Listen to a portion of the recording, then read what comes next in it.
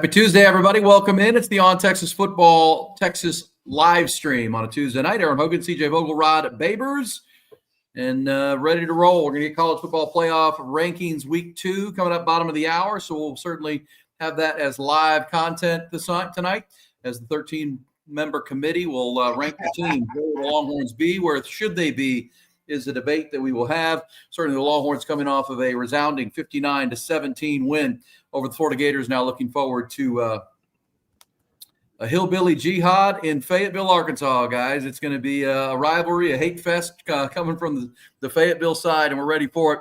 And we'll get you ready and take your thoughts, take your questions, and talk some Texas football. Where will they be? Let's start with that, guys. Rod and CJ, where do you think Texas – two things. Where would you think they will be ranked tonight? And we can have a debate about where should they be ranked tonight based on resume.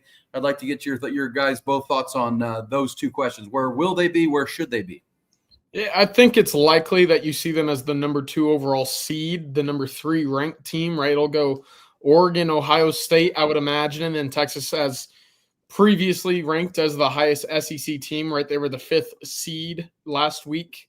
It would make sense to see them now as the top ranked or highest seeded. I don't know what the term actually is. Is it seed or ranked? I mean, but you get the point. They'll be the highest ranked SEC team, which is very encouraging. And again, this kind of doesn't mean a whole lot until these conference championship games are played for the top 4 seeds. But of course, you want to be in that top 12 regardless to get to that point. And right now, I would be very surprised if Texas is not in that top 5 when it comes out this evening in about 30 minutes.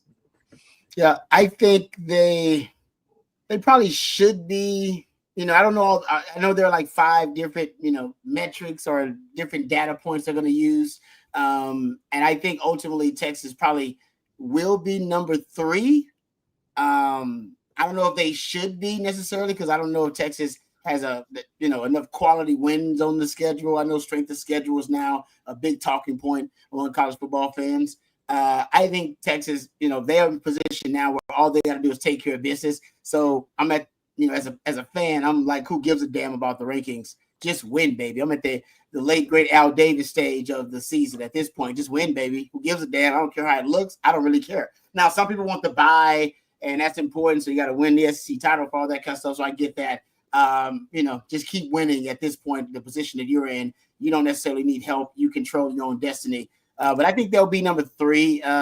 You can make the argument they probably could be or should be lower because I don't know if they have a quality win on the schedule. They've looked good in all their wins, and Texas, I do believe, is a top 4 team in the country, no question about it. But I mean, I think there are other teams that have got quality wins on their schedule, and Texas definitely can't argue yet they have one of those, really. Yeah, nobody currently ranked in the top 25. Obviously, there were a few teams who were ranked when Texas played them that have now fallen from the rankings, Vanderbilt and Michigan, Oklahoma, all of those teams. And, a team like Alabama right now who's got 2 losses but 4 wins against ranked teams right now, which is pretty impressive, including LSU last week. And, Georgia's played a real tough schedule, and they beat Texas. So you said it, Rod, you played in the NFL after you played in college football, and it's the NFL mindset is win your division, get in the tournament, make the playoffs, get in the tournament. That's really the mindset of the player. So if Indiana's getting hosed or whoever, if you still control your own destiny on November the 12th, that's a pretty good thing, right? You control your fate, not the committee, not anybody else, and there's no beauty contest for you. You just win your football games. You're going to be where you want to be. Yep, totally agree. And that's where the Longhorns are. And this is what we could have asked. Most of us before the season started, I believe, had the Longhorns with a loss to Georgia at this point in the season. And now kind of looking back, that's where they are, in a position to make the SEC title game, win the SEC title, and then control your playoff fate going forward. So, I mean, by the way, it's a team that's, how many teams can say they played one of their, if not their best game last week? All right. In your, 9th game of the season, you end up playing your best game. That's also, I think, something that Texas may be getting hot at the right time. I hope that is the case. That the defense has been elite all season long, and we're not talking about the defense, I guess, when we're having these discussions, but the offense, if the offense can get hot at the right time, that would be really encouraging for this team because we haven't yet seen the offense hit its peak. We have not. Maybe they don't have that peak that we all, expect or we all actually envision for the offense. But I think last week represented kind of another level that this offense could reach. And I think they got a couple levels after that too. I like that. Hopefully this next stretch of football is Texas's best, because you want to go into the playoff very hot. Texas did that last year, right, with Texas Tech scoring about 57 points. Oklahoma State, they blew them out as well. You felt like they were playing their best football, and you could argue that they were. And unfortunately, that didn't carry over into the playoff. But as you see in professional sports, the team that's hot and peaking at the right time, that normally carries over to some playoff success. And Texas, if that Florida game is any indication of what might come against Arkansas and then Kentucky, and again, hopefully going into Texas A&M as a game that should have playoff implications. If it doesn't have SEC championship implications as to who makes the trip to Atlanta, I'd be very surprised. Yep. But in total, that game could ultimately decide who ends up in that top 12 before the playoffs truly begin. And again, got to be peaking around that time. And Texas, fortunately, coming off of a game in which the mojo was a big conversation, but more than that, Rod, very healthy right now. And I think that's very encouraging as well. Knocking on wood, obviously. Yeah, good point. Well, and I think, I think it's important for the audience that maybe hasn't looked at it and talked about it, who is on the committee, right? There are 6 current ADs on the committee, right? Athletic directors from around the country. There are 4 longtime former head coaches that are on this committee who coached a lot of football. And then there are 2 former players, offensive linemen who played at a high level, are in the Pro Football Hall of Fame. So, I mean, so there's a lot of guys that know a lot of football, a lot of people that know a lot of football. And then the committee chairman is she's a lieutenant colonel retired lieutenant colonel from the Air Force who played linebacker at Air Force in the 80s. So there's some integrity here. And, that's what people are going to be asking about. It's the football. But to your guys' point right there, Texas, they do have the number 1 defense in the country, which, Michigan had the number 1 defense in the country last year, Georgia the year before. That's a championship element. Rod, you talk about data points, but having the number 1 defense in the country can travel and carries a lot. And to your point there just now, CJ, the health of the team. I mean, they're a healthy football team right now, and they're getting deeper. It feels like, Rod, with watching Ty Anthony Smith out there and seeing Sadir Mitchell on the field and Jarrett Gibson back into the running back rotation. They've avoided, they've taken some injuries, but not to the level of a lot of teams. So they stayed relatively healthy. They have a backup quarterback that's the best in the country, and their young guys are developing. Which, if you're a coach, like the 4 coaches on the committee or the former players, you understand that's important. This is a marathon, not a sprint, and to be deep, healthy, and talented in a lot of places, does give you, not just your resume, but your overall, what you put on the football field every Saturday does matter. Yeah, no, I agree. And they're getting Amari Knobloch's another guy that's playing more. Kobe Black, add to that list, to the guys you're bringing up. That's a good point. You're starting to see some, and not just play when Texas has a game well in hand. They're playing critical moments in the game. Yeah. So I'm with you. I think they still are manufacturing some of that depth for this stretch run. Yeah, and that's great, right? Especially at this point. You don't want an Anthony Hill to go down. And when you can play him 45 snaps in a game in which there were 70 total, that's huge. 20 less opportunities, 25 less opportunities for Jahdae Barron, Manny Muhammad, Anthony Hill, a guy like that to go down. And again, we've seen injuries hit Texas at pretty unfortunate times. And fortunately right now, that's yet to happen. Again, I'm knocking on wood because injuries aren't fun to talk about. But in the sense that Texas is looking at their team in comparison to others in the conference and others on the schedule, they're in fairly good health, Rod. And, who knows how many more games that they'll play. They got 3 more on the schedule. They'll probably have 1 in Atlanta if everything goes well over the next 3 weeks. And then, you're upwards of 3 or 4 additional games after that. So not only is it great for this season, but it helps you in 2025 get off the ground running when it comes to a Kobe Black taking over for Jahdae Barron, when it comes to an Alex January stepping on the field and becoming a guy that needs to contribute on the interior defensive line, Ty Anthony Smith, it's big time. So really encouraging. Of course, we're about 5 minutes away from the first release of the college football poll for the second week of the polls. For other people, watching Texas sports across, the 40 acres right now, Texas basketball is up on Chicago State 24-4, 10 minutes into that game, Rod. So it sounds like Rodney Terry and the staff heard some of the complaints about maybe a defense that wasn't necessarily up to par in their second ball game earlier this season. But listen, you hold anybody to 4 points in 10 minutes, you're doing something right. You lead by 20, you're looking pretty good. But right now, Texas basketball up 24-4 at the moment. College football playoff poll number 2 coming out in about 5 minutes. Aaron, welcome back. Yeah. Nice. Yeah, having a little tech issue right there. But yes, we're watching Texas basketball. We're watching the college football playoff rankings, which are going to come out here at the bottom of the hour. And whatever happened in my camera here, looks like it's like an old school VCR where I'm getting these little lines across the thing, like watching Cinemax back in the day when you really didn't have Cinemax. You know what I'm saying? Back in the day, Cinemax, man. Yeah. We'll try to get that rectified here from the Blue Room at the Hogan Abode. But getting this thing ready, it's gonna be fun to see tonight. One thing I'll be looking forward to tonight, guys. I just hope SMU's ahead of Miami. I don't know if that's going to happen, maybe not, but Miami takes a loss. SMU's only one loss team was at BYU, who keeps on winning. I mean, I think if the playoff committee is actually seeding the best teams, I think the ACC's top team right now should be SMU. They've beaten their last 5 conference opponents by 17 points. Their one loss was to BYU, who's an undefeated team. Miami just lost on the road to Georgia Tech this week, and they've been playing with fire for a while. That's one I'll be looking at, but it's kind of the same thing, whether it's Indiana or Texas or any of these teams, if you control your fate, you can win your games and get where you want to get. You don't really care, but at the same time, I'll be interested to see, because that's one that I think you can take something from, because if it's Miami ahead of SMU, that's a brand bias, I think, because Miami's been ranked ahead of them. But resume right now, I think SMU out of the state of Texas would have a better resume than the Miami Hurricanes, even though they have Cam Ward and what's going on there. But we'll see. Those are the kind of things I'll be looking for, because at the end of the day, it doesn't really matter until the first week of December and after Championship Saturday. I think that first playoff ranking pretty much told you, how a little bit of how the committee thinks, and of course we'll learn more with this other college football playoff ranking tonight. But there are 4 Big Ten, 4 SEC teams. Was it one big? I'm talking about the top 12. Looking at the top 12 of that college playoff ranking, by the way. Right.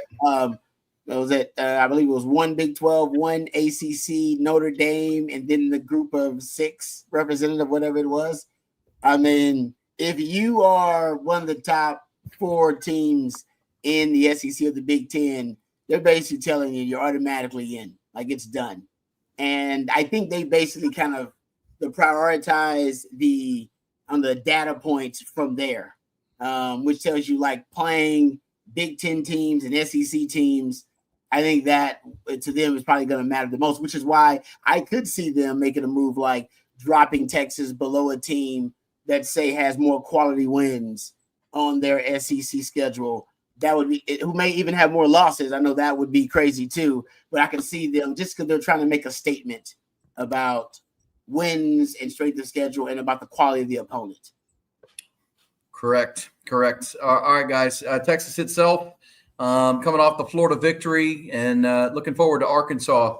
CJ, what were your big takeaways? I know I saw your video from the field. I know you guys have talked about it the last few days, but to have a game where you're up 42-0 with 11 minutes to go in the third quarter, and really, we talk about the advantage there for rest. I mean, to get your starters off their feet. Arch Manning's in the game in the third quarter, and to have one of those games. You don't usually have those kind of games in November where you're developing talent for December. I thought that was pretty big, and you saw, as you guys have talked about, a lot of young guys get on the field in a meaningful SEC game and get to put reps on the field and on tape. I think those are all positive signs for where this program. Sark did feel like he said we're about to get on a heater. It feels like they're about to get rolling here. You've been a part of those, Rod, as a player. Can you sense that in a locker room scenario when you start to feel like, okay, we're starting to come together right now? Oh, there's no doubt. Yeah.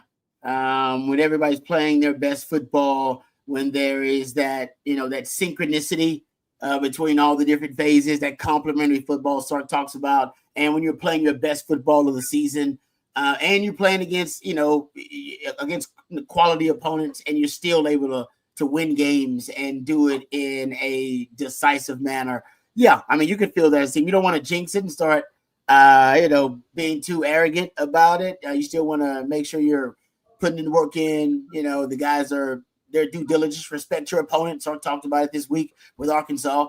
But there's definitely, I think, the vibe in the locker room when you guys are rolling and everybody knows it, everybody feels it.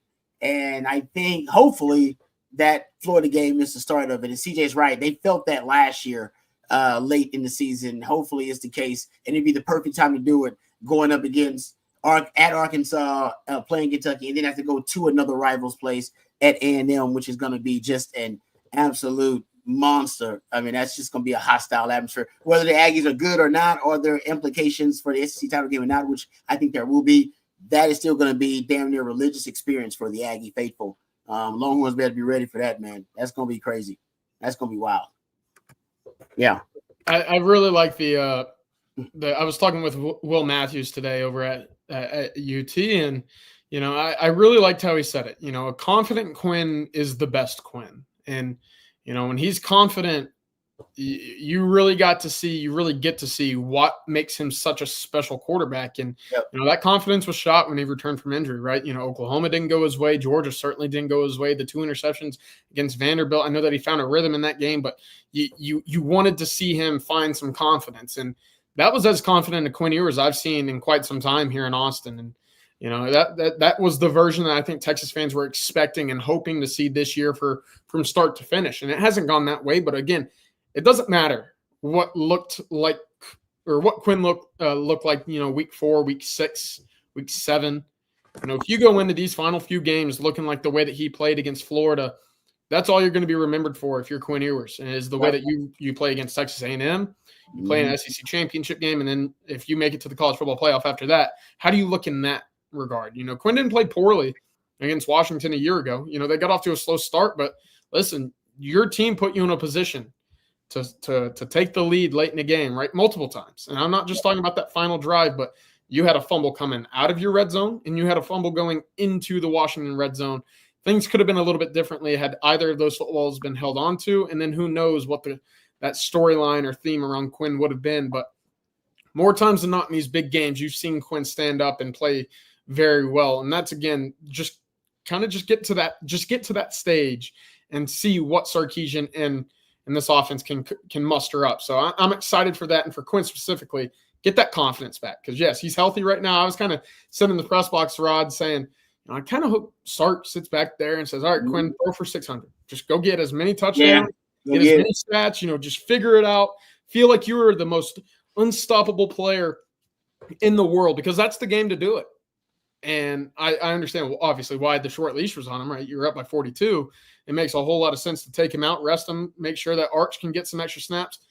But part of me was sitting there saying, just get that mentality of that's the best quarterback in the country. That's who we expect. That's who he is now, and roll in from there. But can't complain when you win by 32. Yeah, and he probably still should have got close to 500 if not for the drop and Bible DeAndre Moore receptions. And I agree with you, CJ. There's no doubt. I mean, when Quinn's on, that to me, that's the identity of the offense, whether you like it or not, guys. The reason we were talking about the offense losing its mojo was because Quinn lost his mojo. Right. That's really what we were talking about. You didn't want to say that, but that's basically what it was about. And as Quinn started to regain his mojo, getting back from the injury, then we start to see, oh man, it looks like the offense has got his mojo back. No, that's the Quinn we saw pre-injury.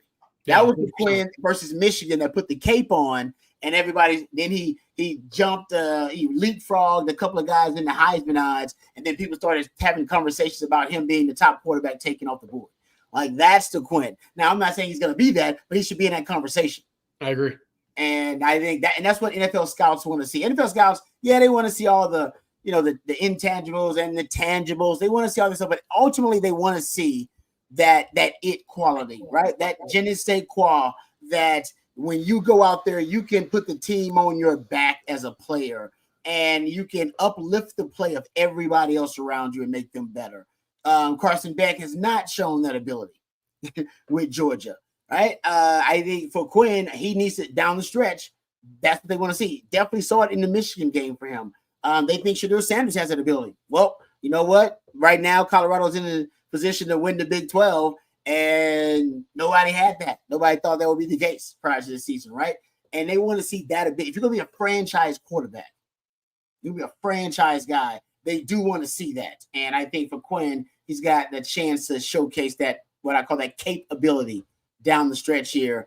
And I don't even know if he's going to be the top quarterback. I think Shedur's still going to be the top quarterback drafted, but after him, you got Cam Ward probably in that conversation as well. It'll be those two guys, but Quinn should still be in the conversation to be one of the top 3 to 4 quarterbacks taken in the NFL draft. And I think he can solidify himself in that conversation down the stretch here. I agree. Well, and it's you have coined the put on the cape phrase, Rod, and it's is your team winning with you, or are they winning because of you, right? I mean, that's really that question, right? At Colorado, Shedeur Sanders, they're winning because of him. Without him, they might be 2-7. With him, they're 7-2 because they have him. That's what they love about him. Can Texas and if Quinn gets that, I mean, and it really doesn't have to be for 4 quarters of football. It's got to be in big moments. We see Patrick Mahomes do it all the time with the Chiefs. It's not all the time. It's just, man, we really need you, and we really need to drive in a big moment. We've got a great defense. We've got a lot of good players. We're going to be in and hanging around in these games or winning these games. We need you to make a play or make a drive. And I think it may determine, maybe you should take out the word may. It will probably likely determine the Texas ceiling this year. If they're a championship level team, it's going to be because Quinn elevates them and becomes that guy in a big moment and kind of changes some narratives about him nationally. But I do think that is he's got to be confident and healthy to do that. I think we saw a good turn in that direction in this game. But they need – well, that's where Texas gets really, really scary for everybody. Who has already accomplished that so far this year is Dylan Gabriel, right? Dylan Gabriel at Oregon, they won because of him against Ohio State, right? They won because he made some plays in their biggest game that elevated Oregon above the Buckeyes, and that's why they're going to be number 1 tonight when these rankings come out. Texas needs to see Quinn do that here in one of these games. I mean, the A&M game might be the game you're talking about, that they're going to need him to step up, and they win because of him. Yeah, Yep. I mean, going back to the preseason, we talked about the Heisman campaign for Quinn. He's going to have moments in the beginning against Michigan. He'll have 2 in the middle against Georgia and Oklahoma, and then you'll have another one towards the end against Texas A&M. And right now he's 1 for 3 when it comes to standing up and performing well in those big games. Texas 2-1 in those games. But when you look at the individual playmaking of Quinn and the offense in its entirety against those 3 teams, really only the Michigan game could you look at and say, oh, they look good, right? They kind of dominated that game. And again, fortunately, you won against Oklahoma. You got taught a lesson against Georgia, I would say a little bit. But in the grand scheme of things, that's not going to hurt you. And again, to Quinn's draft stock, to the confidence of this offense, you get that final game against Texas A&M in College Station where you can say, okay, that's a good defense. That's a college football playoff caliber defense. What can you do to kind of come off with a lasting impression and then carry that momentum into the postseason? Well, we'll see what happens November 30th, but that's going to be a great test for the Longhorns to really, kind of put the finishing touches on this regular season and move forward. Agreed. Legacy. 100%, yeah, opportunity. And look, I mean, you were talking about a quarterback already that he's already put a trophy in the case, right? I mean, he joined Colt McCoy and Vince Young and James Brown and putting the Big 12 championship trophy in the trophy case. And so he's got that. And now, we know what's up. You just mentioned what happened in the Washington game in the semifinal. And that's maybe the kind of thing we're talking about, right? It wasn't all Quinn's issue. Quinn played a good game against the Huskies in the Sugar Bowl, and the fumbles by the running backs hurt. But at the same time, he had a chance to make a play late. He had a chance to make a throw late that wins the game. And that's the kind of stuff that separates and could separate big picture. They do think it's very close when you see these ratings come out. Rod, how about the offensive philosophy? I mean, you said on this Tuesday night stream and throughout on Texas Football that when C.J. Baxter got hurt, you had to change your identity and become a passing team. Interesting to me that Sark continues to use the pass to set up the run. Yep. Right. I mean, gosh, 22 completions for Quinn on Saturday for the 333 yards, and 11 of those came to running backs and his tight ends. Half of his throws are going to check downs and to the tight ends. That you play defense, Rod. That makes it very hard to defend this Texas team if he's willing to take those throws, because you're so worried about the Isaiah Bonds, Matthew Goldens, DeAndre Moores that he is spreading it around to a lot of players and taking those extensions of the running game kind of passes. Oh, there's no doubt. And I think Sark has done a really brilliant job of it. I mean, think about Isaiah Bond, for example, and what he has been as an extension of the running game. First of all, when they hand it off in those ending arounds, he's ridiculously effective. I think he's got 3 of those for like 95 yards on the season, and another big one in that game versus Florida last week. But also, you're going to look at his targets and receptions behind the line of scrimmage, basically those screens, those extended screens that you see out on the perimeter. He's got 8 of those and 3 touchdowns off of receptions behind the line of scrimmage. And he's got a touchdown on the in and around. He's got one of those. And he's got 3 of them on targets behind the line of scrimmage. So you're talking about 11 total, either targets behind the line of scrimmage or handoffs on in and arounds. And I can tell you what he's averaging, because that's a ridiculous number too. But think about it, you got 4 touchdowns out of that, those 11, and 5 explosive plays easily of 20 yards or more. But that's an extension of the running game. And when we think of Isaiah Bond's elite world-class speed, we automatically think verticality, take the top off the defense. The truth is, Sark's using him as a first-level kind of threat with the offense. And like I said, it's basically, we look at everything thrown behind the line of scrimmage as an extension of the run game. Well, then Isaiah Bond is your most explosive element in the run game. Whether it be the handoff or whether it be the little wide receiver screens on the outside. So there's no doubt Sark is using that. And Jaden Blue's the same thing.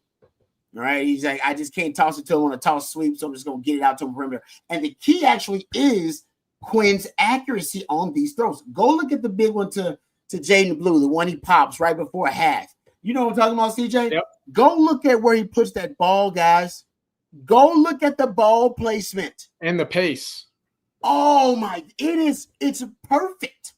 If it was like Steve said, if the pace was a little bit slower or even quicker, hell, there's a defender right there like that could easily disrupt it. Or if the ball placement is a little bit in front of the guy, the defender's right there is going to knock him down. Or if it's behind him, he has to adjust to a defender's probably right there to make the tackle. But he put it perfectly where Jaden Blue didn't have to break stride and could make a move on the run. That's the key to that extension. You can have the extension of the running game if he wasn't ridiculously accurate in that short to intermediate area when those throws behind the line of scrimmage. And that's something, honestly, Arch's deep ball way better than Quinn, of course. He naturally, Arch loves the deep ball. Say chicks dig the long ball, and so does Arch. We should make some t-shirts about it. All right. He loves the deep ball. He's actually more accurate than Quinn is, naturally as a deep ball thrower. But he doesn't throw those quick. He doesn't throw those short behind the line of scrimmage extension of the run game passes as well as Quinn does. He will get better at them, but that is a key element to the offense now, guys, because your run game, let's be honest, I know people want to say your run game statistically, analytically, is just average. Analytically, everything says your run game is average. Go look at the game against Florida. You had a 70% early down pass rate. You don't start running the football effectively till the second half, so you wear them down with your passing game, and then the big humans can impose their will. Guys, that is the formula.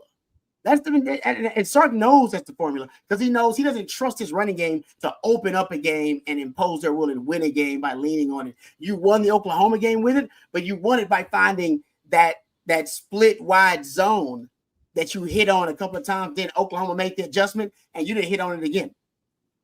You had three running back runs over 10 yards in that game, and they were all the split wide zone. You found it, and Venables took too long to adjust to it. But guys, your running game is not what you lean on. Your running game is what you close with.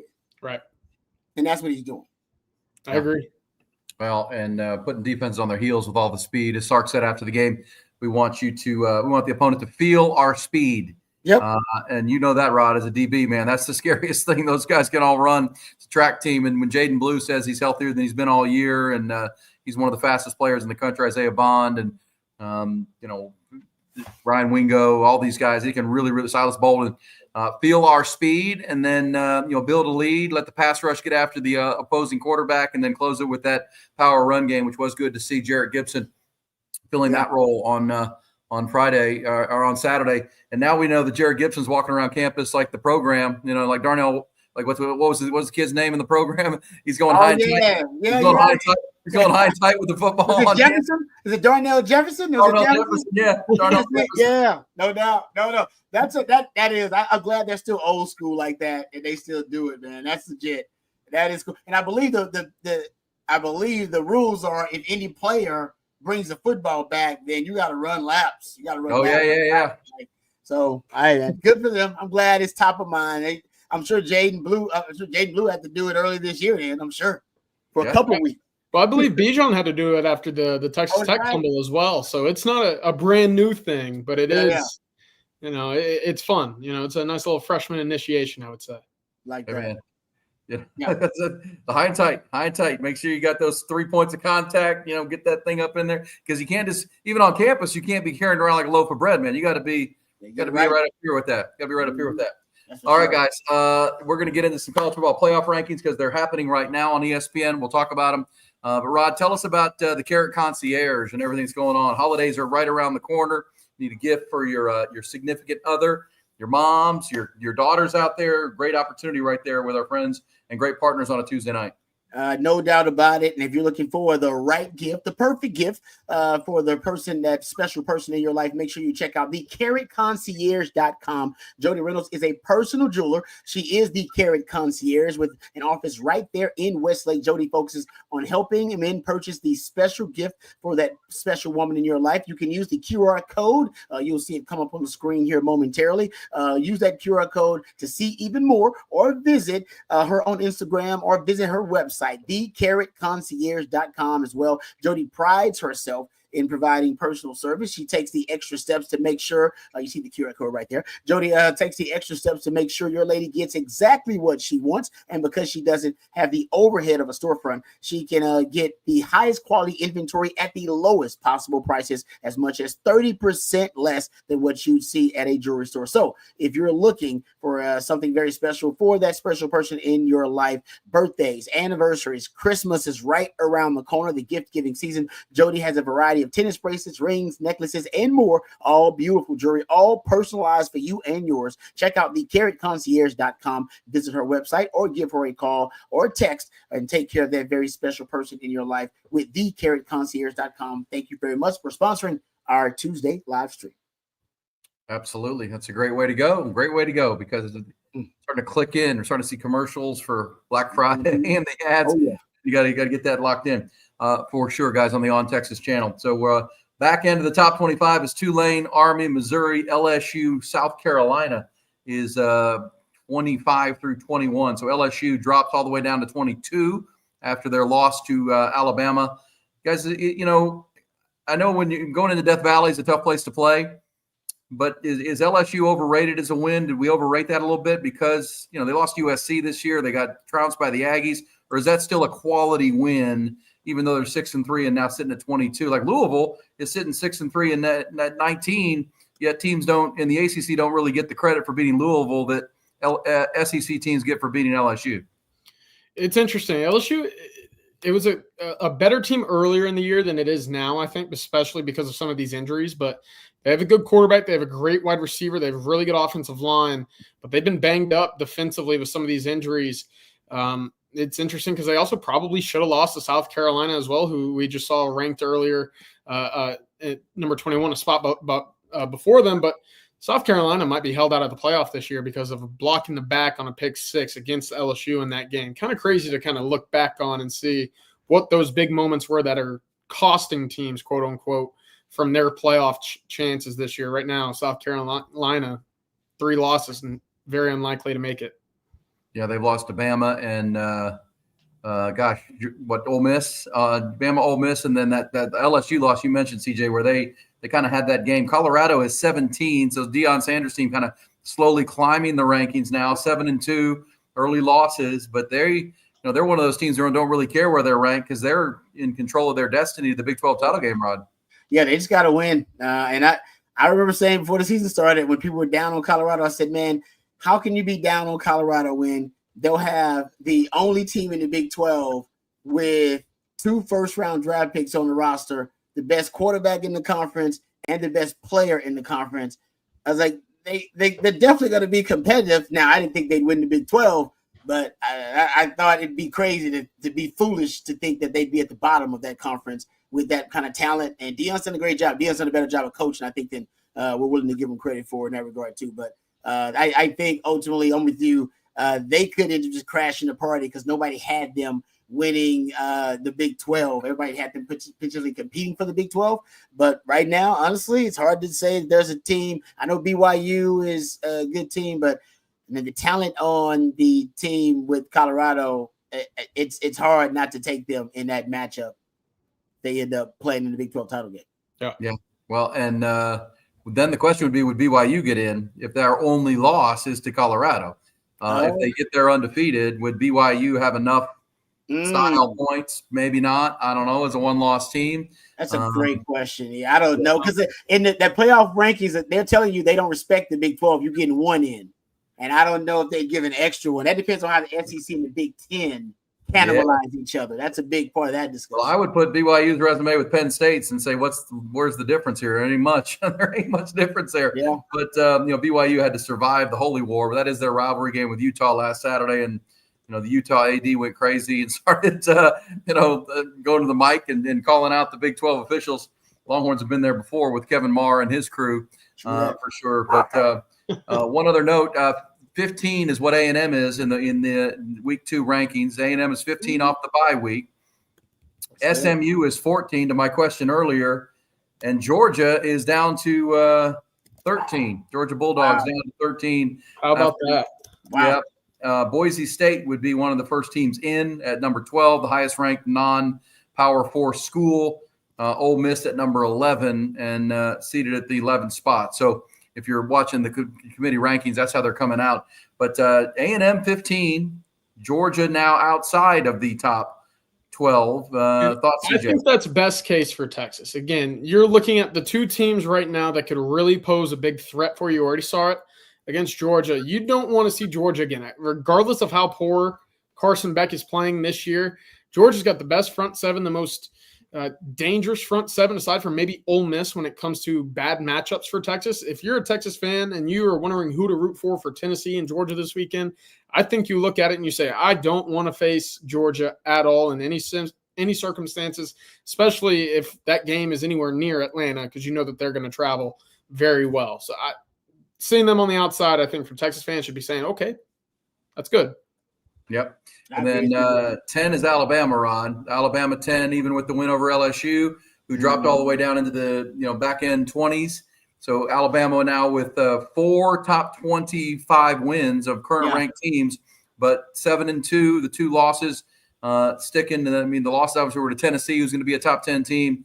Miami drops to 9. So Miami is indeed, to my question earlier, 5 spots ahead of SMU. I'm not sure why, but I guess that's the way the committee sees it.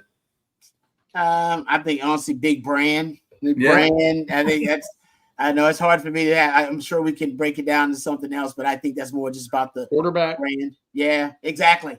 I mean, their job is to pick the best 12 teams. They just think you're better because I don't know, whatever recruiting rankings or a quarterback situation. They set the precedent last year that they don't like your quarterback, or it was a backup in that case. But if your quarterback is a quarterback that's, I don't know, lackluster or a below average or average quarterback, that can hurt you. I do like Kevin Jennings, though, at SMU. He's a good player out of South Oak Cliff. Good quarterback, but he's not Cam Ward. Cam Ward's going to be a finalist for the Heisman Trophy. And, that Georgia Tech team upset them. Tennessee, who will play Georgia this week, is now 7. Notre Dame is 8. Notre Dame 8, Tennessee 7. So it's going to be 7 v 13. Wow. 7 v 12 in Athens on Saturday. So it'll be the 7th ranked team in Tennessee at 12th ranked Georgia. According to the committee rankings, BYU with the win over Utah is up to 6. So they've risen here. They're sitting at 6, right ahead of Tennessee. BYU wins the Holy Roar with the last second field goal, 22-21. And they now move ahead of a one-loss Tennessee team. CJ, that tells you BYU getting some respect there. Yeah, and that's really interesting for a couple of reasons, right? If Texas comes in as the number 2 seed, and for future reference, if they win the SEC, right, they'll be the number 2 seed because you'll likely have an Oregon as a number 1. With the way that things are standing right now, Oregon would get the top seed, Texas would get the 2nd seed, which means if Texas is able to get through the quarterfinals into the semis, they would be matched up with the winner of the Big 12, and then whoever wins what is that 11-6 game right there. So that's something to keep an eye on. Of course, you would prefer to probably have the number 1 seed where you have the Boise State, the G of the 5 team, and also Miami. But hey, you wouldn't complain at all if one of your options is playing BYU, I think, to go to the college football championship game. No doubt. Yeah. That's Indiana is 5. So the Big Ten getting love here, guys.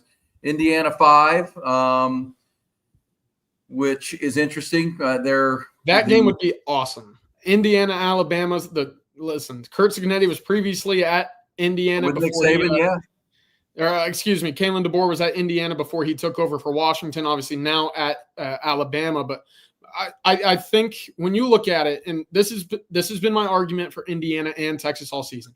You're looking at it right now. Indiana has the 100th ranked strength of schedule. That does not matter to me because they have the 3rd or 4th highest margin of victory in all of the country. The only teams that have a higher one are Oregon, Notre Dame, and Texas. So when that tells me that you're playing bad teams, but you're beating the absolute brakes off of them, you're doing what good teams are expected to do, right? Let's not forget, Georgia beat Kentucky by 1, right? Ole Miss lost to Kentucky. There are teams that squander opportunities against bad teams, whereas, listen, when Texas has played good bad teams, they beat them. Even when they don't play their best football games. We saw it against Mississippi State, saw it against Oklahoma, and then you look at the scoreboard afterward and you say, oh, okay, they won by 35. That's what good teams are supposed to do to bad teams. And again, that's why strength of schedule kind of falls flat to me. Texas just coming in right now, the number 2 seed, ranked 3rd, just as we expected. So, Aaron, I'll let you take from there, but that's exactly what I think we were expecting moving forward here. Well, the way I'm seeing this fall, it's interesting. The Big Ten's going to have 4 of the top 5 because they have 5 and 4, and they're going to have 1 and 2. Texas is 3, but they're going to have 1 and 2 as far as the overall ranking goes. So the Big Ten is really does the Big Ten have 4 of the 5 best teams in the country right now? Would that be a narrative you would commentary you would make? Look at that. The new look Big Ten. Because Penn State's at 4. I'm not sure what Penn State's done to be the 4th ranked team, but that's where it's going to be. You're going to have Indiana 5, Penn State 4, Ohio State 2, and then obviously the way the seeding would go would be different. But as far as the CFP rankings, it's going to be Texas at 3, up a couple spots from their 5 because of the loss to Georgia and the loss for Miami. But Big Ten, 4 of the top 5. SEC's highest ranked team is Texas at 3, and the second team is Tennessee at 7. So you've got 4 of the top 5 being Big Ten, 1 SEC, and then BYU, number 6. So the top 6. The ACC's highest ranked team is now Miami. If you consider Notre Dame in the SEC, they're at the ACC. They're at 8. But that is. I don't know that I would make that argument that the Big Ten has 4 of the 5 best teams in the country, but right now the committee believes that they do. Yeah, it's Indiana that's surprising everybody. Indiana that's the surprise, like CJ mentioned. They haven't necessarily played anybody, but man, I don't know if anybody has looked as good as Indiana all season long. Same thing kind of with, you can make the same argument with Texas. Yeah, no, for sure. And nobody's looked better, but I don't know if they, have any quality wins or beaten anybody of substance yet.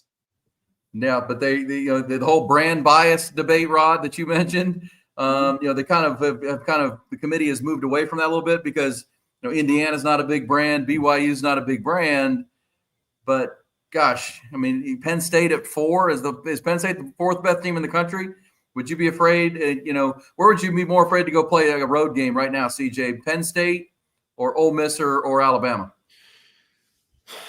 I think Ole Miss would be number 1. That would be the number 1 team I would not want to go play at if I'm the University of Texas. And listen, we've seen it. I think a little bit of that comes because it's Penn State and it's James Franklin. If we don't expect them to compete and win against Ohio State and Michigan in their own conference, why would I expect them to carry that over when the stakes are higher in a college football playoff environment?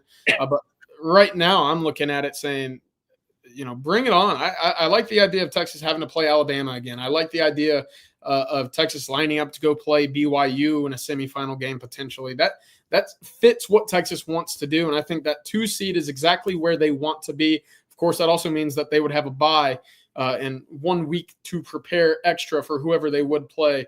But that's encouraging. The other thing I wanted to get y'all's thoughts on is how does the committee kind of favor those 1 losses for each teams, right? Texas, Tennessee, Penn State, Notre Dame, the 1-loss teams that are all kind of jumbled in there with Indiana in the mix. How do they kind of get bunched up right now? And you can kind of see Texas getting the nod right now for having the better loss with Georgia versus Penn State, and their one loss at home, where they had an opportunity to win that game or at least tie it later on in that ball game. So interesting to keep an eye on as these weeks kind of continue and progress, just how those one-loss teams or similarly loss-ranked teams all kind of move up and down throughout this poll.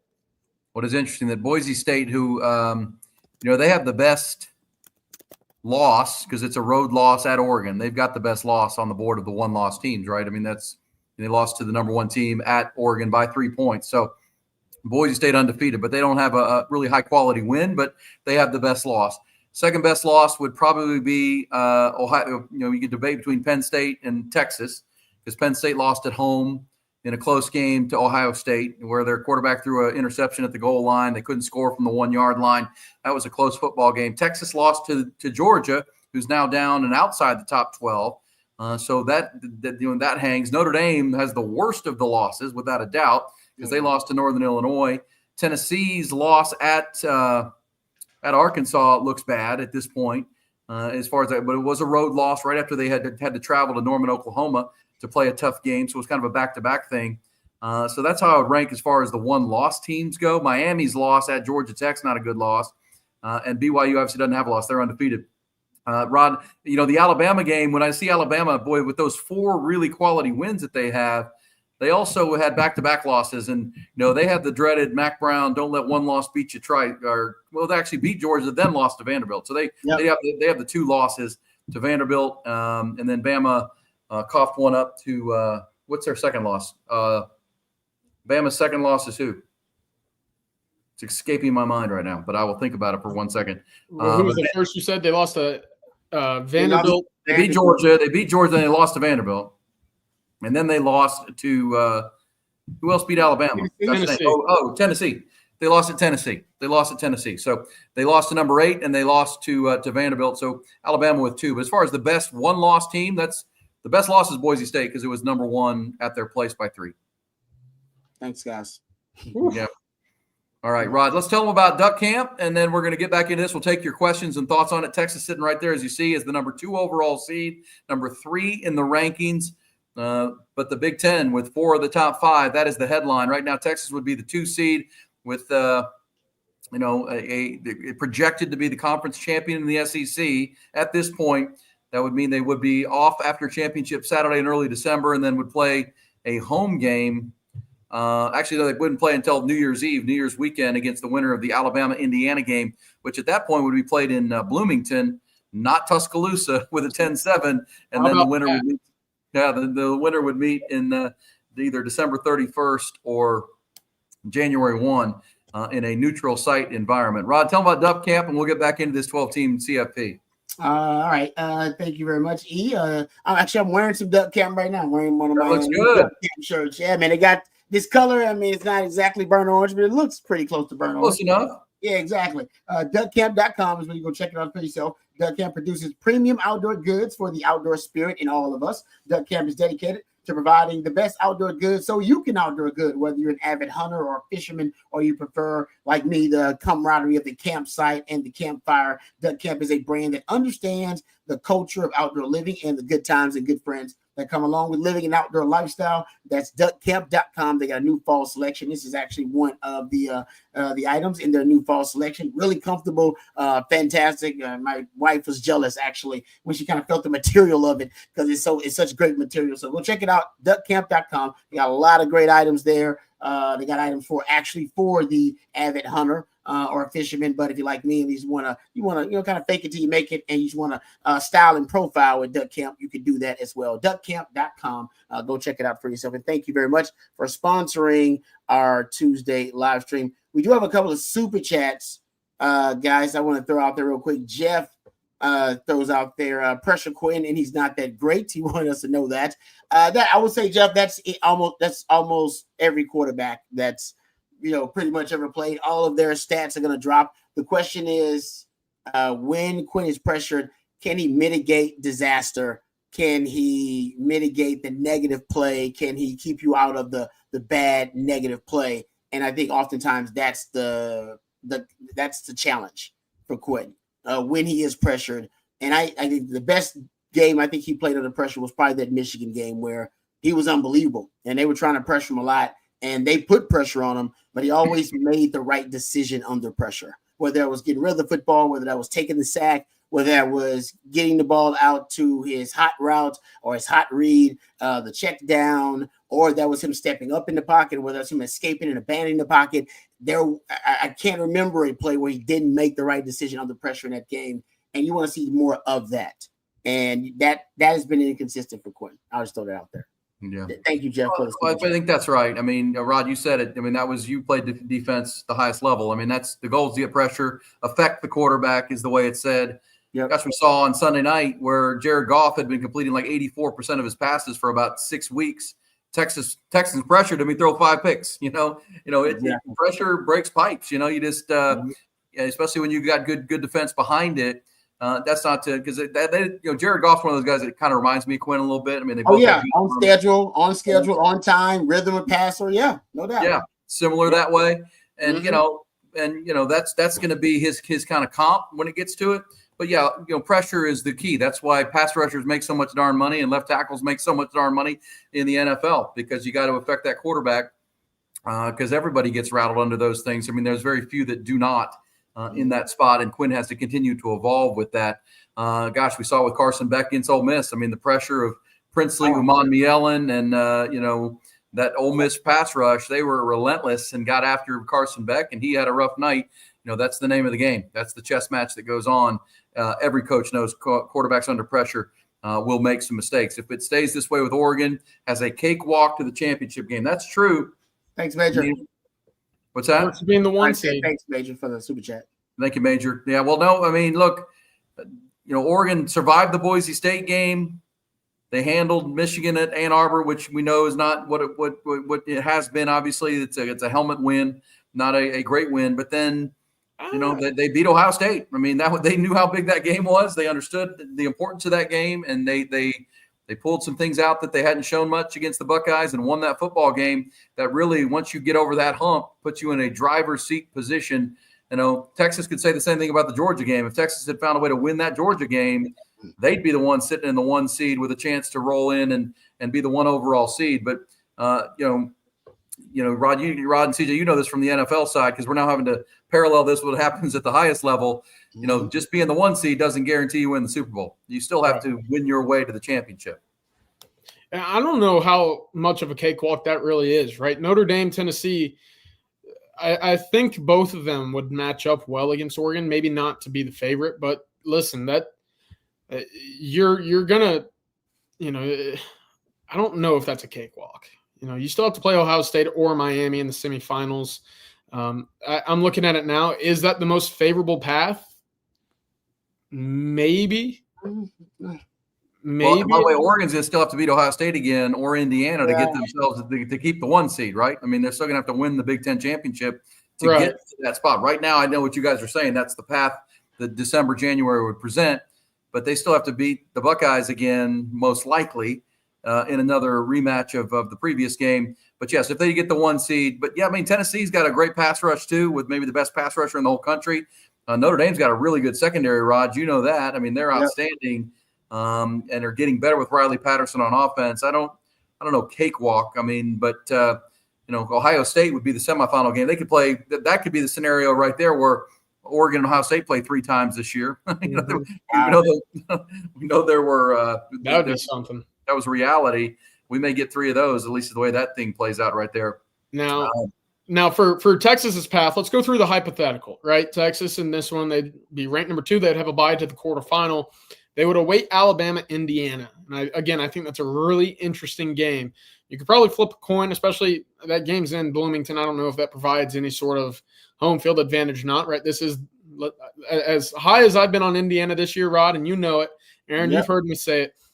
Let's not forget, this is year 1 under Kurt Signetti. Curtis Rourke, really talented quarterback. But Indiana also, again, this pains me very much to say, but it's the losingest college football program in all of college football history.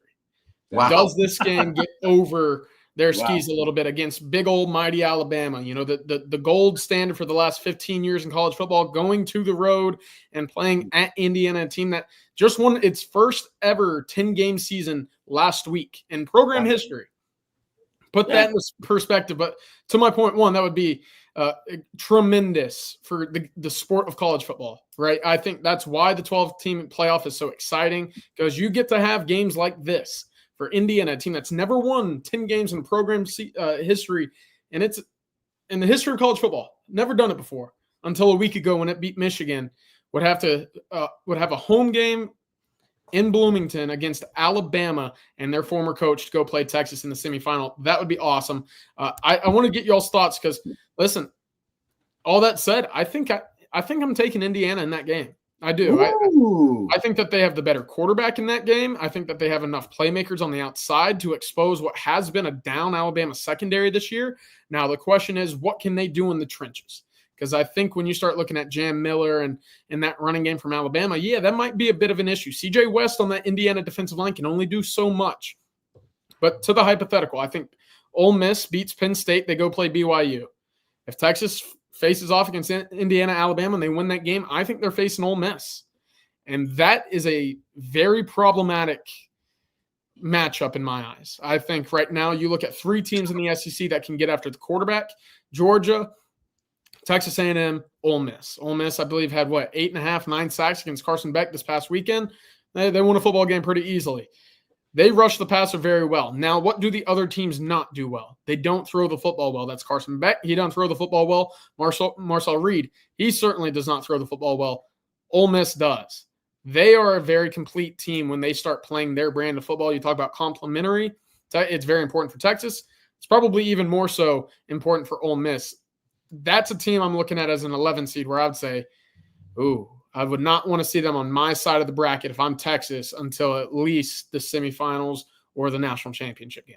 Yeah, I don't disagree with that either. Ole Miss is quality. I mean, Lane Kiffin now is called the Portal King. They've called him. He's really invested in the portal and have got it. And we'll see. But Texas, I would take Bama in that Indiana matchup, Rod. But look at that. I mean, those first-round games in Columbus, Ohio, Happy Valley, and Bloomington, having spent the first 8 years of my life in the Midwest, December 20th, 21st, weather will be a factor in all 3 of those games. Yeah. Weather will play a factor in all 3 of those games. Back to your NFL days, Rod. Yeah. December games on the road, you just never know if you're a Notre Dame or an Ole Miss or an Alabama team from the South traveling into the Midwest or up north. Yeah, no, it's a good point. Man, there's going to be so many factors, right, that we just have never had to consider because we've never been here before in terms of a 12-team playoff, and weather is one of them. The neutral sites playing, we have to go to home games in big, obviously, with big programs, big blue blood programs. So I can't wait. I think the ratings are going to be just monstrous. I think it's going to be. Yeah, I think it's going to be a ratings monster, which is why they're going to, I think at one point, whether you like it or not, they're going to expand this thing because I think the ratings are just going to, and they're going to go up against the NFL one of these weekends too. That weekend will be head-to-head with the NFL Saturday, just the Saturday games. Yeah, I think it's a Houston-Baltimore matchup. I believe you're right. I think it is the Houston-Baltimore. 2 really good NFL matchups on that Saturday because these matchups here that are the first round would be the one game would be Friday night, December the 21st. Which how about a night game in the Midwest in December? That could be interesting. That's and scary. Weather factors. I don't know which one that would be, but at the same time, the other 3 would then be in a row on Saturday and go head-to-head with the NFL's Saturday games ahead of Sunday. Christmas, of course, would be the following Wednesday. So that's the way that schedule sets up. Let me tell you, we'll get back into this conversation. Take your super chats. Make sure you're getting your questions in. We're talking Texas, Arkansas, and now the 12-team playoff that has come out during our live stream. But do want to tell you about our great friends at Allstate, Mark Saunders, and the Allstate team. When you put your head on the pillow here tonight, I'm sure you'll be thinking about this 12-team playoff and the Longhorns being the 2 seed and all those things. But hopefully you're not thinking about all your stuff. And if you're insured with all your stuff, you will be if you're insured with our friend Mark Saunders, the Texas alum, and his team at Allstate. 35 years, actually more than now 35 years of experience.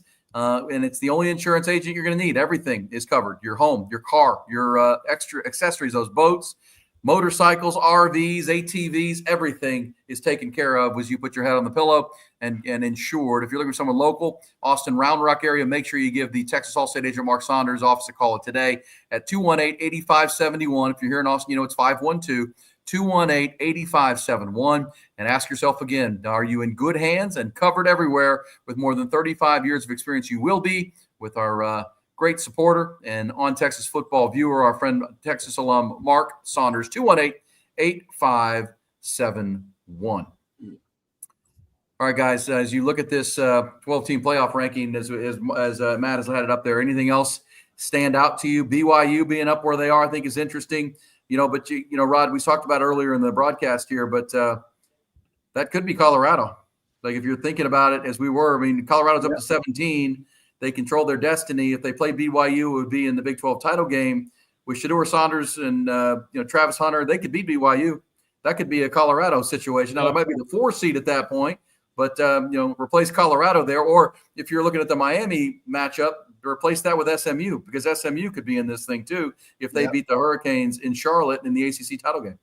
Yeah, and honestly, if I am playing against either one of those teams where it's going to have that Big 12 slot, I think I'd rather play BYU. I know that sounds crazy, but I don't know. I just think with Colorado, they got some high-end talent that could really challenge you. They got a quarterback that might be a top quarterback taken off the board. They got who may be the best athlete overall in college football. So I don't know if they have the lines of scrimmage to be able to, to really make some noise in the college football playoff.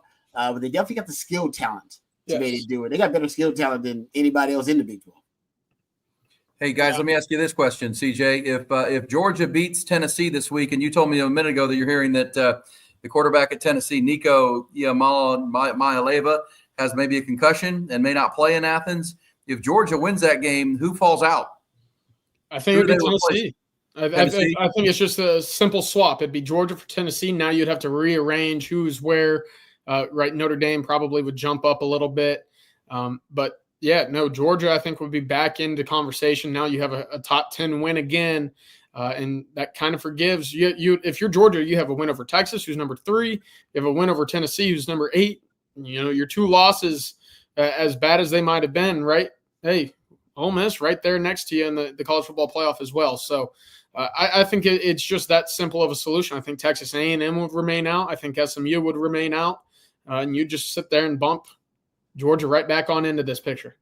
Well, and Texas A&M, Rod's not going to be able, they have New Mexico State this week in one of those Week 12 games, and then they have Auburn. So they don't have a win before Texas that's going to help them vault back into this conversation, though. So it's everything against the Longhorns. Yeah, they got to beat Texas. They know that. Everybody knows what it's coming down to.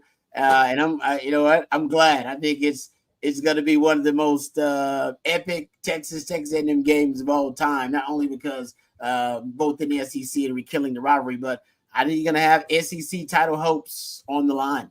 Everything. The whole season is on that game for the Aggies. Longhorns maybe could lose it and still maybe, since they're sitting at 3, fight their way in and knock someone out, but A&M's got to have it or they're not going. That is all the stakes. And CJ, on the Tennessee thing, if it flips, that's interesting to me because, I think some of our viewers look at it and say, well, Tennessee's 8 and Ole Miss is 11. If Georgia beats Tennessee, they should drop to 11. Ole Miss should drop out, or Alabama, but probably won't happen, right? It'd just be a little old swap. Yeah, I think so. And again, how do you put Georgia in with Ole Miss out? We just watched them beat the hell out of them, right? That game wasn't close. That's true. And so I think Alabama, because Alabama, Georgia lost to Alabama too. Yeah, and so for Georgia, the 2 losses they have, right? Alabama, Ole Miss. I don't like to compare things off of who has the best loss, because I think that's loser talk. But hey, Georgia, you got 2 top 10 ranked wins. If you were to go out and beat Tennessee, those 2 teams that you lost to, they're back into the playoff conversation, right? I think that would be a tough team to leave out right now if they were to end up beating Tennessee this weekend. Yeah. I agree with that. Well, and Rod, look at that. I mean, for anybody that argued ahead of this that the regular season would become lesser than or minimized by this, I mean, gosh, it is so opposite being true. I mean, look at these games that you can just already see coming. and we mentioned Texas and Texas A&M. I mean, that is for anything. I mean, you got number 7 and 5 playing in Indiana, Ohio State in 2 weeks. You got Tennessee, Georgia this week. You got Notre Dame, who's going to play Army on the 23rd, which Army's sitting there at 23 now. That becomes a pretty important game that no one probably would have thought would be. It just, everyone, those become playoff games. Those are now November playoff games. If you want to be a part of what goes on in December and January, you're going to have to win now. And that's pretty good. That's pretty good. And what we were treated to last week with Alabama going into LSU, with Ole Miss climbing themselves back into it, that win over Georgia. The regular season has never been more compelling. I mean, it is golly, must-see TV. It's fun. It is, and you want games that matter, and now you got more games that matter. So I don't know how. I just don't know how the thought process was. It was going to make the regular season, irrelevant. I think it's actually. I'm with you. I think now you got added incentive for all those games down the stretch for teams. They're essentially, like you said, elimination games. So. Like I said, I think you're gonna get a ratings monster at that point. I can't wait to see how it does going up against, which is the number 1 TV show in America, which is the NFL. If it gets numbers comparable to what the NFL does, they're about to go crazy with this playoff. I agree. The last thing I wanted to mention, we talked about Alabama having to go to Bloomington, Indiana for a game. Look at the other home games that would be at stake in this first round, projection, right? Penn State hosting a playoff game. We know what a whiteout game looks like there. Tennessee, Rocky Top would be jumping. Notre Dame's going to travel well. That's going to be a great environment. And then Boise State, I know that, listen, they're the G of 5. They're the runt in the litter here of this bunch. But going to the big house, the horseshoe, to play Ohio State, how fun would that be? Awesome. To see that blue scattered in there, and who knows what they might be able to do, right?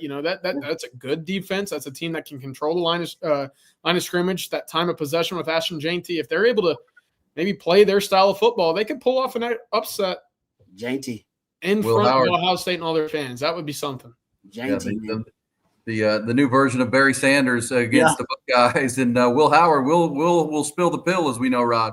Mm-hmm. If you can force the action, that would be an absolute blast. And so those ratings, that's going to be ratings gangbusters in December. But to Rod's point, I mean, everybody was tuned in last week. We were doing the On Texas watch along where Texas was up 42-0, but we were all watching the Florida or the Miami Georgia Tech game because it was coming down to the wire and it was getting good. I mean, people are going to be tuning in to watch SMU play football this week because you want to see if SMU can keep this going. Boise State. People stayed up late to watch the Holy War last week with Utah and BYU. Awesome game. The wire, awesome football game. It's a lot of fun. Rod, before we wrap things and get you ready to your Betty Bye, let's go ahead and get you caught up with our friends at Hargrove Roofing, our final partner tonight on the On Texas Tuesday watch along or On Texas Football live stream. Thank you, E. I appreciate that. This one of our partners here on our Tuesday live stream, of course, Hargrove Roofing. Thanks to Hargrove Roofing for being a part of the On Texas Football family with offices all over Texas, Louisiana, and Arkansas. Hargrove is the choice of customers everywhere for superior, reliable service. If you're in need of a new roof, you'll want to know who's on your roof, and that should be Hargrove Roofing. They have partnerships with lifetime Longhorn Bert Auburn, as well as lifetime Longhorn Stevie Lee, who joins the winning drive on Mondays, courtesy of Hargrove Roofing. They're the most pro-burnt orange roofing company out there, so you want to support the Longhorns. You can do it by supporting our friends over at Hargrove Roofing because they love all things burnt orange. Call them today for a free roof inspection. Hargrove Roofing, you know who's on your roof. Give them a call, 512-645-3202. That's 512-645-3202, or visit hardgroveroofing.com. And if you're watching the Texas basketball game, Rodney Terry's team is up 61-26 over Chicago State. That's in about 4 minutes into the second half. 61-26. Arthur Kaluma leading the way for the Longhorns. He's got 11 points so far, and Chicago State with 26 points so far. Not having a gangbusters offensive performance over there at the Moody Center. Their leading scorer right now has 11 points, so he's having himself a good game. Everybody else really struggling. Caden Shedrick has 12 points so far. Trey Johnson, 13. Actually, I said Kaluma, but Trey Johnson leading the way with 13 points so far. He's averaged about 30 points so far in his first two games. The freshman is quite the scorer. Yeah, worth the price of admission, man. He's worth the price of admission alone. All right, guys, that 12-team playoff is going to be fun, but it also leads to tremendous Saturdays of college football, which the biggest game this weekend outside of Fayetteville for you Longhorn fans will be Tennessee and Georgia, mixing it up and getting after it there. That's going to be a lot of fun, and we look forward to another Tuesday stream. It'll be Coffee and Football tomorrow morning with Bobby and the crew. They'll be bringing you that, and CJ and Rod and I'll be back next Tuesday, and we'll certainly be there with you on the watch-along starting at 11 a.m. Texas and Arkansas Longhorns, nearly a 3-score favorite right now in that game. We'll talk more as the week goes on and drill down. And what else you got coming this week, CJ? You got some recruiting stories you're chasing right now? Yeah, I'll be up in Dallas later on this week. Obviously, we're going to make the drive up from here to Dallas and then Dallas up to Fayetteville. So maybe a little stop or two up on the way up there. And then we'll see, of course, what that entails later on. So make sure to come check us out at ontexasfootball.com for all the latest. All right. Thank you, Rod. Thank you, Matthew. Thank you to Hargrove Roofing and Duck Camp and the Carrot Concierge and our friend Mark Saunders at Allstate. Thank you to Matthew for producing all the super chats, all the questions. Longhorns right where they want to be. Number 2 in the seeding, number 3 in the overall rankings, with 3 games to play in the regular season. What a year it's been so far, and what excitement we still have to come. Thank you, guys. Good stuff. Thank you. Thank you. Thank y'all. Try to get my